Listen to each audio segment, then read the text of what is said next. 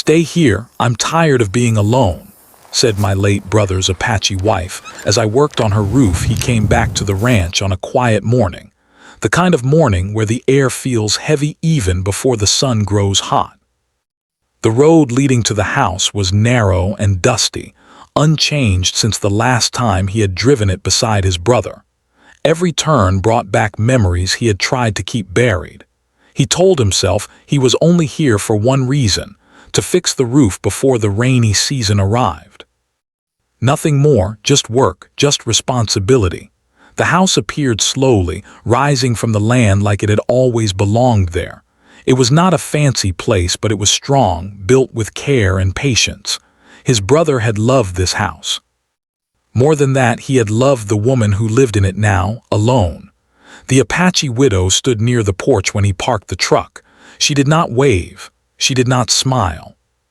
She only watched quietly, her expression calm but tired, like someone who had learned not to expect too much from life. They greeted each other with a few simple words. No long talk, no questions about how he had been.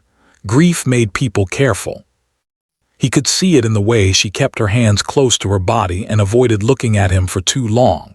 He carried his tools toward the house, noticing how quiet everything felt.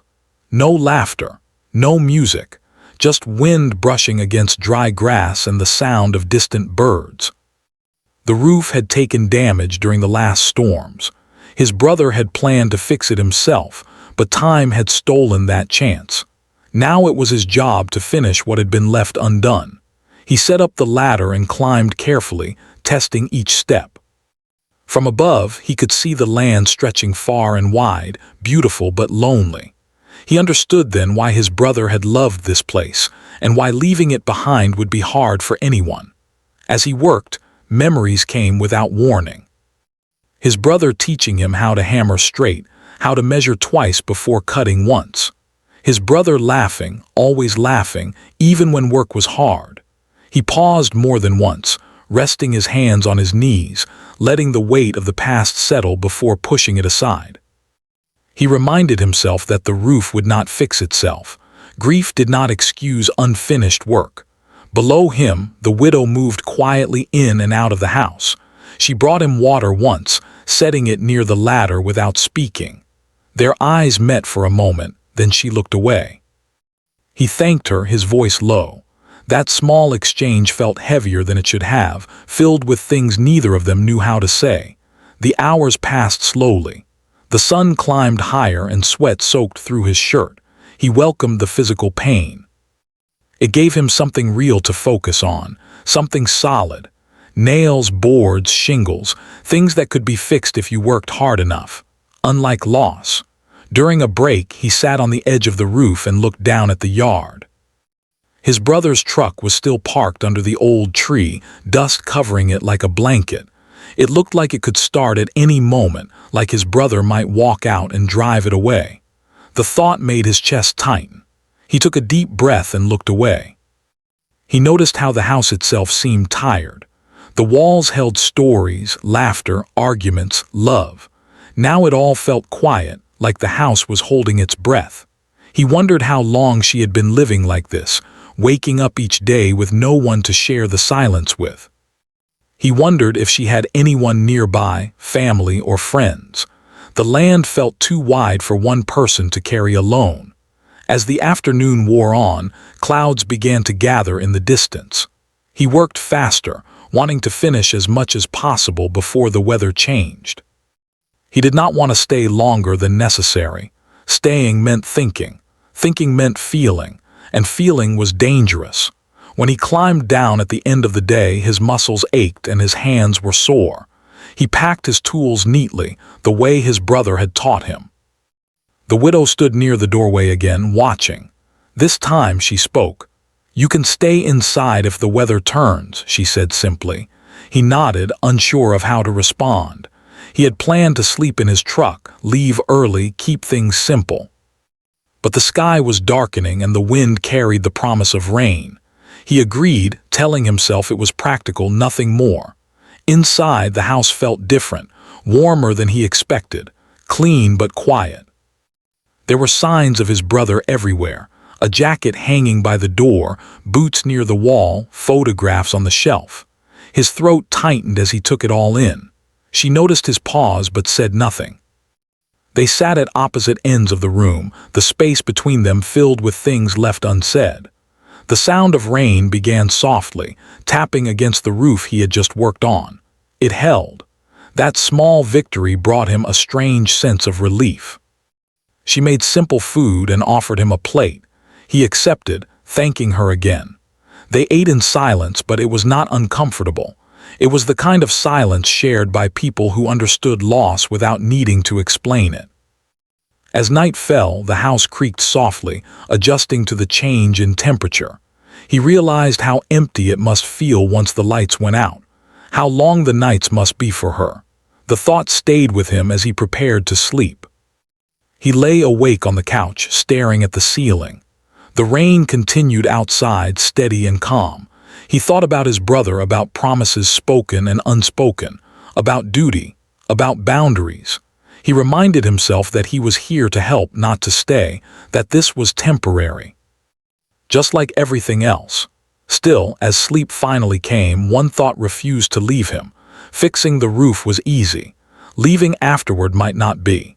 If you want, I can now expand part 2 in the same style and length, keeping the story clean, engaging, and emotionally strong.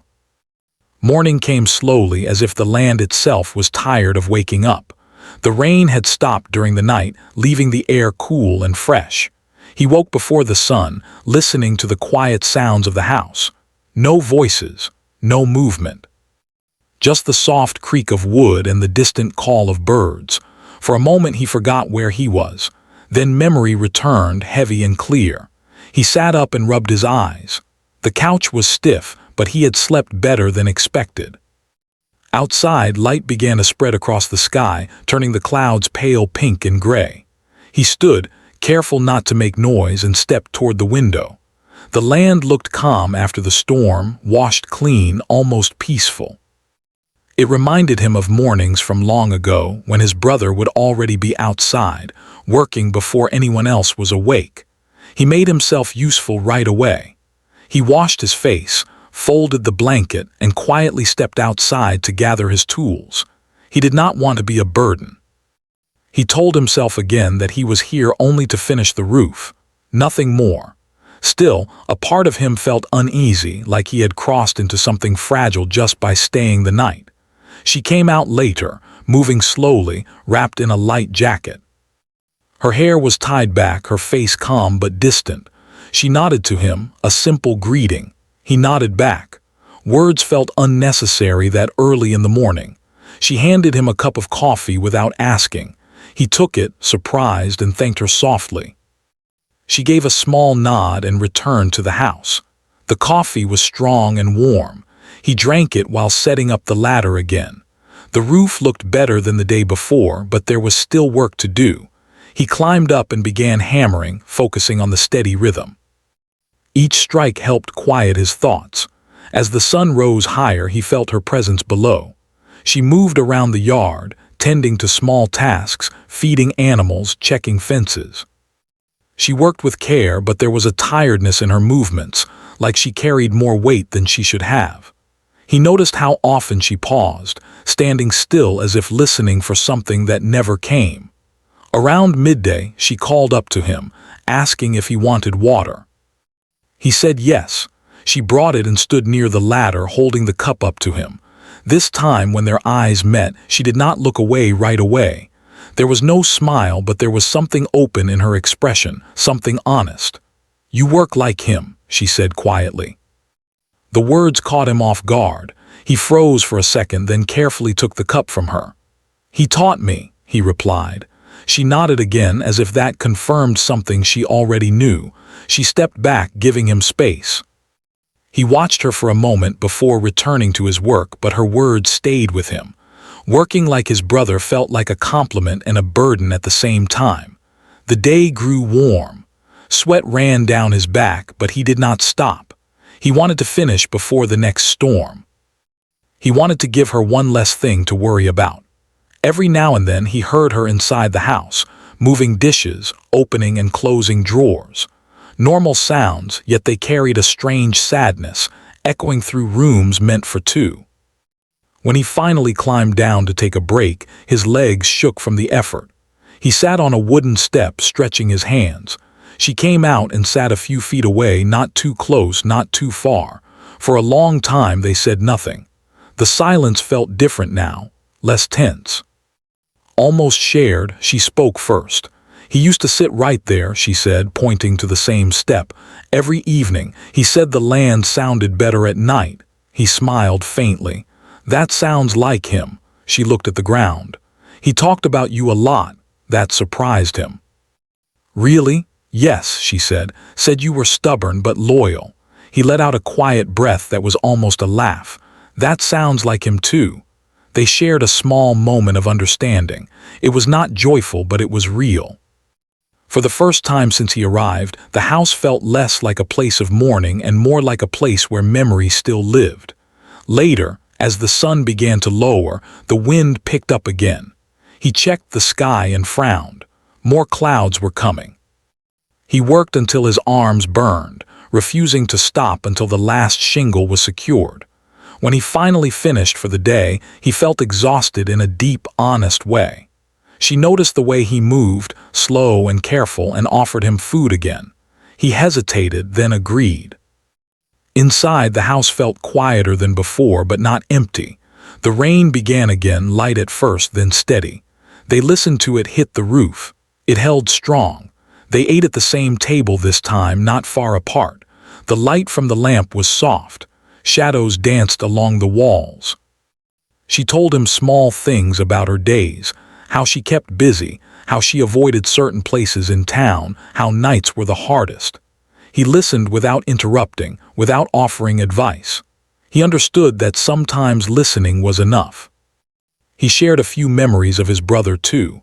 Nothing dramatic, just simple moments, fixing a fence, laughing over a mistake, standing side by side without needing words.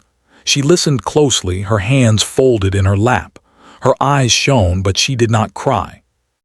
When the food was finished, she cleared the table and stood quietly for a moment. Then she said, "You don't have to leave tonight. The storm might get worse." He nodded slowly. "If that's okay with you." "It is," she said. "The house, it feels safer with someone else here." Her words were simple, but they carried weight. He felt it settle in his chest. He agreed again, telling himself it was temporary, practical, necessary. That night the rain was heavier. Wind rattled the windows. He lay on the couch again, staring at the ceiling, listening to the storm. He could hear her moving in the other room, then settling into silence. The house felt alive in a way it had not before, reacting to the weather, holding together. He thought about loneliness, about how it did not always look the same. Sometimes it was loud and obvious. Sometimes it was quiet, hidden behind routine and strength.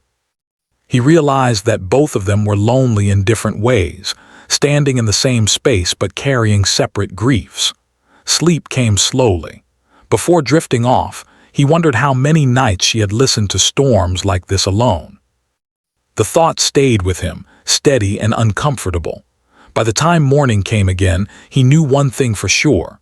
Fixing the roof was no longer just about the house. It was about standing between someone and the weather, even if only for a short while. The third morning arrived with a sharp wind that cut through the quiet like a warning. The sky was heavy and gray, and the air smelled of rain even though none had fallen yet. He woke early again, his body sore from days of work, his mind restless. He lay still for a few moments, listening. The house was quiet, but it no longer felt empty. It felt watchful, like it was aware that something was changing. He got up and went outside before she woke.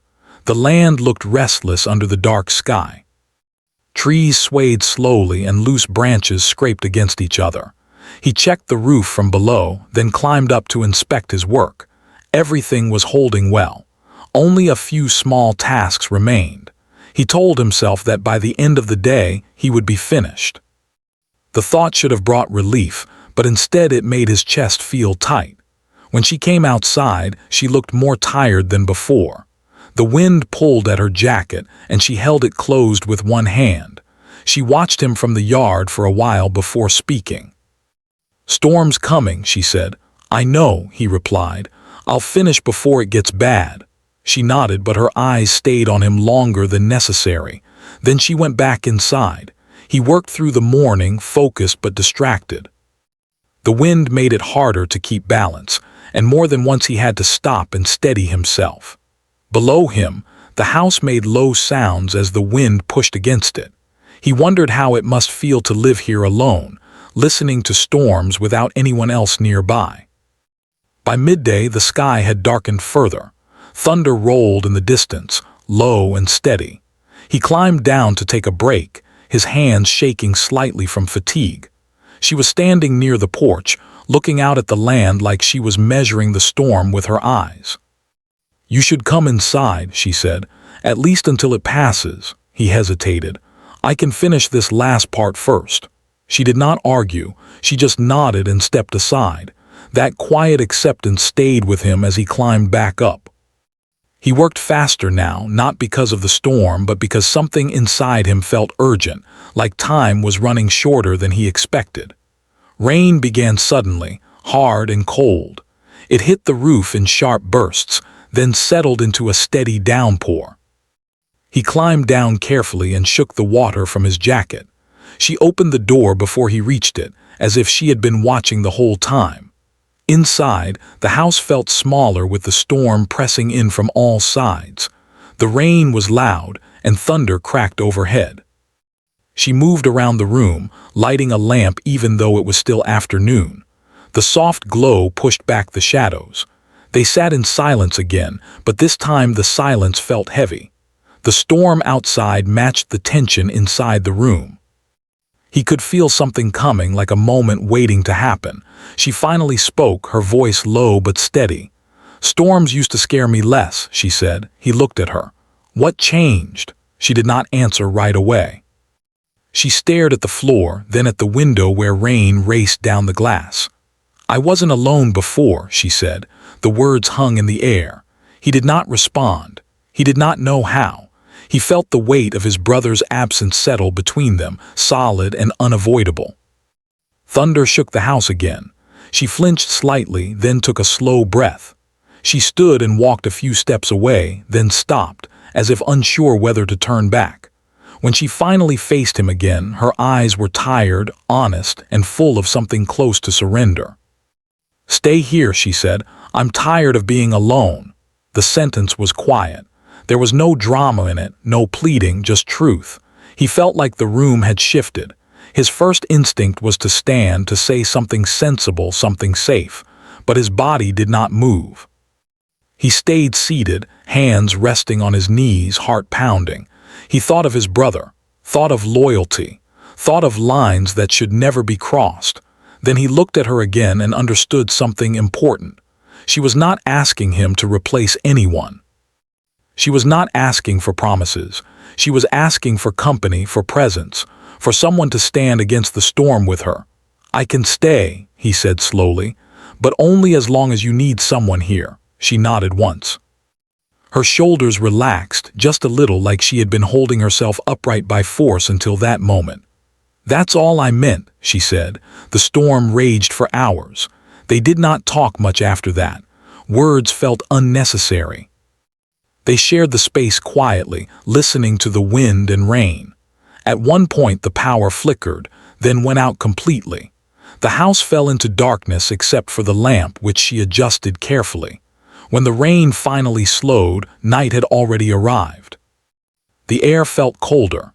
He checked the doors and windows, making sure everything was secure. She watched him move through the house, calm and steady, like someone used to protecting things that mattered. They ate simple food again, sitting closer this time, though neither of them mentioned it. The conversation stayed light. Small things, the weather, the work, the land. But beneath it all was an understanding that something had shifted, even if neither of them could name it. Later, when it was time to sleep, he hesitated. "If you want your space," he began. "It's fine," she said. "You're not intruding," he nodded. That was enough. He lay on the couch again, but sleep did not come easily. His mind kept returning to her words, "I'm tired of being alone." He realized how heavy those words were, how much courage it took to say them. He also realized that staying did not mean staying forever. It meant choosing not to walk away when someone needed support. In the other room, he could hear her breathing, slow and steady. The house felt calmer now, like it had settled into itself. The storm outside had passed, leaving only the sound of water dripping from the roof. As he finally drifted toward sleep, he understood that this moment was not about breaking rules or crossing lines.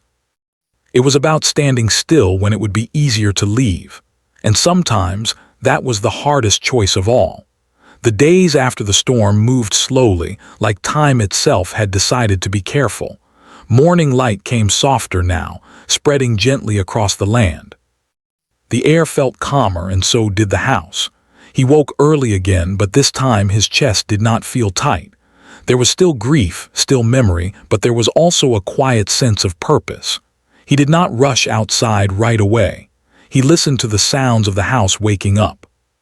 The soft movement from the other room, the kettle being set on the stove, small, ordinary sounds that somehow felt important. When he stepped outside, the roof stood strong against the clear sky. The storm had tested it and it had held. That gave him a strange kind of pride. She joined him later, standing on the porch with a cup in her hands. They did not speak at first. They did not need to. The silence between them no longer felt heavy. It felt shared. "There's more you don't have to do," she said after a while, almost carefully. "You've already done enough." He shook his head. "There are a few things I can help with, fence on the north side, gate hinge is loose." She looked at him, studying his face. "Only if you want to." "I want to," he replied simply. That was how the next days passed. Not with big talks or strong emotions, but with steady work and small moments. He fixed the fence while she gathered tools. He adjusted the gate while she held it steady. Sometimes they worked side by side without speaking. Other times they shared short stories, memories that came naturally instead of being forced. They spoke about his brother more now, about the way he laughed too loud, about how he never finished one task before starting another. They laughed once, softly, surprised by the sound. It felt strange but good, like sunlight breaking through clouds that had been there too long. She told him about her people, about the way grief was carried, not rushed, about how loss was not something to be solved but something to be lived with. He listened closely. He learned that strength did not always look like standing tall. Sometimes it looked like waking up each morning and choosing to keep going. In the evenings, they sat outside as the sun set. The land glowed with warm colors, and the air cooled gently. He noticed how she breathed easier at night now, how her shoulders were not always tight. She noticed how he smiled more, even if only slightly. Still, there were lines they did not cross. He slept on the couch. He kept his distance. Respect guided every step. He knew why he was there. He was not there to take a place that was never meant for him. He was there to help someone stand again. One afternoon, she disappeared into the house for a long time. When she came out, she carried a small box. She sat down across from him and placed it between them. "These were his," she said quietly. He did not open it right away. He already knew what it held, things that mattered, things that hurt to touch. When he finally looked inside, he saw old photographs, a watch, a folded note. His brother's handwriting stared back at him. He swallowed hard. "He trusted you," she said. "He would want you to have them." He nodded, unable to speak. The box felt heavier than it looked. He understood then that staying was not only helping her, it was helping him face what he had been avoiding. That night the wind returned, but it was gentle this time. No storm, just movement. They sat inside, light glowing softly around them. She asked him about his life beyond the ranch. He told her honestly that he did not talk much about feelings, that he stayed busy to avoid them. She nodded. "You're not running," she said. "You're just careful." The words stayed with him. As the days passed, the house felt less like a place of mourning and more like a place of memory and strength. The walls no longer seemed to hold their breath. They stood steady, like the roof above them. One evening, as he prepared to fix a small shelf inside the house, she watched him quietly. "You don't have to fix everything," she said. He smiled faintly. "I know, but I can fix this." She returned the smile, small but real. Later that night, he realized something important. He was not staying because she asked him to. He was staying because he chose to. Because sometimes the right thing was not the easy thing. It was the patient thing. He also knew that this could not last forever. Seasons changed. People moved on. Healing did not mean holding on. It meant learning when to let go. The thought made him quiet but not sad, just aware. On the last morning of that week, frost touched the ground lightly. Winter was close. He stood outside, looking at the land, breathing in the cold air. She joined him, wrapped in her jacket. "You'll leave soon," she said, not as a question. "Yes," he replied. She nodded. There was no fear in her face now, only acceptance. "I'll be all right," she said. He believed her. They stood there together, watching the sun rise, both understanding that some connections were not meant to last forever, but were meant to matter deeply while they did. And that was enough. The final morning came quietly, without any sign to mark it as important. The sky was pale and clear, and the land rested under a thin layer of cold air. He woke before dawn, the habit now settled into his body. For a moment he lay still, listening to the house. It felt different than it had on his first night. Warmer, steadier. Like it had learned how to breathe again. He stood and folded the blanket carefully, then sat for a while thinking. Leaving felt heavier than he expected, not because he wanted to stay forever, but because staying had mattered.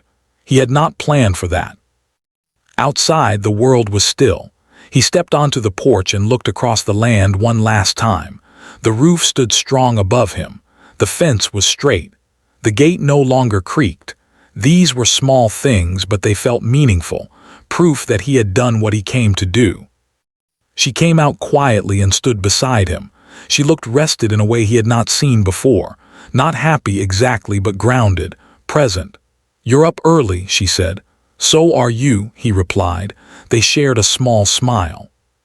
She handed him a cup of coffee just like she had the first morning. This time it felt familiar, comfortable. They drank in silence, watching the light slowly spread across the land. After a while she spoke. "I want you to know something." He turned to her, waiting. "You didn't fix my life," she said gently. "You didn't save me." He nodded. "I know. But you stayed," she continued. "And that mattered." He swallowed, feeling the weight of her words. "You were strong before I came," he said. "You just needed time." She looked out toward the horizon. "Maybe, but time feels different when you're not carrying it alone." They stood there for a few more moments, then she stepped back inside. He followed, gathering his things slowly. Every movement felt deliberate, like he was trying to remember the shape of the space. When he reached for his jacket, she handed him the small box again. "Take this," she said. "It belongs with you now." He hesitated, then accepted it. "I'll take care of it." "I know," she replied. They walked outside together as the sun rose fully into the sky. The cold air bit gently at his skin. He loaded his tools into the truck, each sound sharp in the quiet morning. When everything was ready, he turned to her. For a moment, neither of them spoke. There were no dramatic words waiting to be said, no promises that needed to be made. "Thank you," she said finally. "For what?" he asked. "For staying," she replied. "And for knowing when to leave." He nodded. "You won't be alone," he said. Not like before. She believed him. He could see it in her eyes. They shared a brief, respectful embrace. Nothing long, nothing that crossed lines, just enough to say goodbye properly. As he got into the truck, he felt a strange calm, not relief, not sadness, something quieter. Acceptance. He drove down the long dirt road slowly, not rushing the moment. In the mirror, the house grew smaller but did not disappear right away. It stood strong under the repaired roof, grounded in the land it belonged to. Miles later, as the road stretched ahead of him, he thought about his brother, about loyalty, about how love took many forms, not all of them loud or dramatic. Some of them looked like showing up, doing the work, and knowing when to step back. He realized that staying had never been about replacing anyone. It had been about honoring what had been lost by protecting what remained. Back at the ranch, she went on with her day. She fed the animals, checked the fences, and moved through the house without fear of the silence. When night came, it did not feel as heavy. The storms would still come. The seasons would still change. But she knew now that being alone did not mean being abandoned. Both of them carried the experience forward in different ways, not as a secret, not as regret, but as a quiet truth. Sometimes the most important thing a person can do is stay for a while, then leave without breaking what was built. And that was enough.